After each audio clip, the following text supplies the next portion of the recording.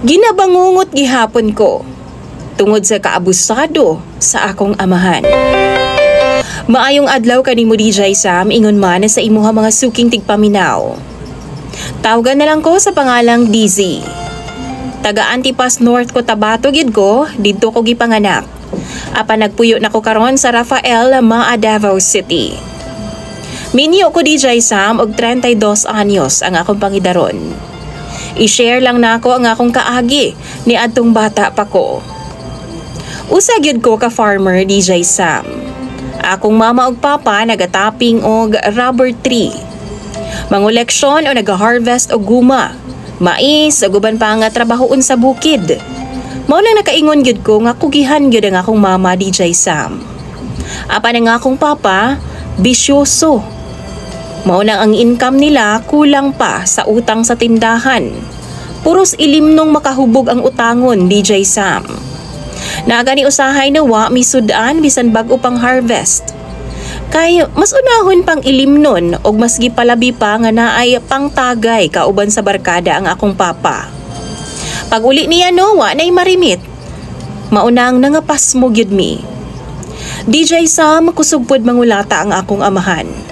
Ginagukod gyud niya ang akong mama og sundang kung mag-away silang duha. Duha ra mi ka mag-igsuon og pulos mi mga lalaki. Maghilak na lang mi sa panahon nga mag-away silang duha. Naay kausa nga nitiyabaw gyud ko sa kahadlok kay tigbason man ni papa si mama. Perting sukuas akong papa kay nganong ni syagit ko. Nagbitbit siyag atsa DJ Sam og atsahon daw niya ang akong mama. Og tungod sa akong kabalaka og kahadlok kay nagpaduol na siya ni mama, ning syagit ko DJ Sam. Apan iyahan naman hinuon kong gituok DJ Sam gamit ang iyang duha ka kamot. Nagunit po siyag atsa, abi kog patyo na ko niya DJ Sam.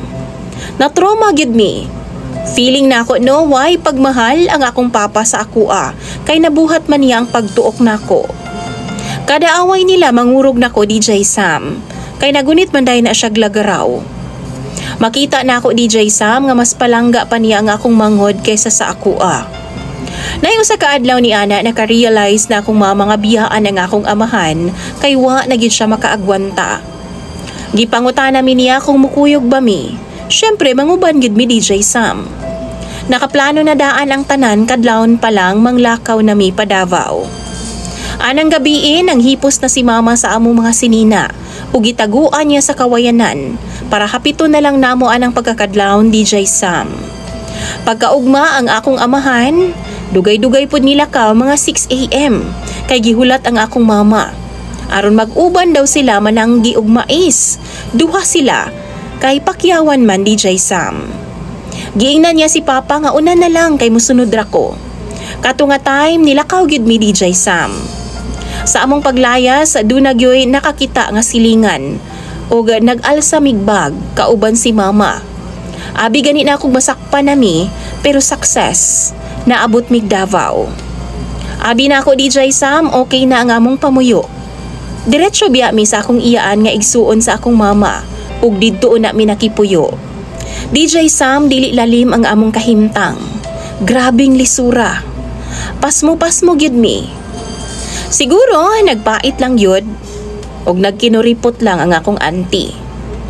Unya akong mama ni trabaho tuod siya pero daghan man pud og uyab. Wa pa mi buot ato nga time, nag-edad pa ko og 9 years old DJ Sam. Akong inahan wa gyud makasulay og uyab-uyab kay diretso man siya gitaban sa akong amahan kaniadto. DJ Sam, naundang gyud ang among eskwela ato nga time. Nianhi diri ang akong papa sa Davao para makipagbalik kang mama. Apan wa na musugot ang akong inahan. Gida sa akong papa ang akong manghod. Samtang ako nag-eskwela pero niundang ra gihapon. Gikuha na lang ko sa akong lola og nibalik ko sa North Cotabato og didto wa gyud ko maka-eskwela didto. Nakatuon pod ko dito og harvest og mais, kape, magtanom og mais ug humay. Pinangga gyud ko sa akong mga apuhan DJ Sam. Wa lang gyud sila ikasuporta sa akong pagtuon. DJ Sam, nibalik ko sa Davao sa edad nga 14. Dito nakaya gyud nako ang akong sarili.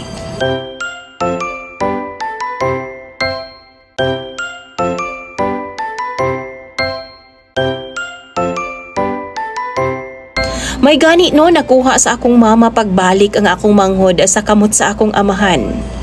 Nakaya namong buhion ang among mga sarili nga murag walay ginikanan.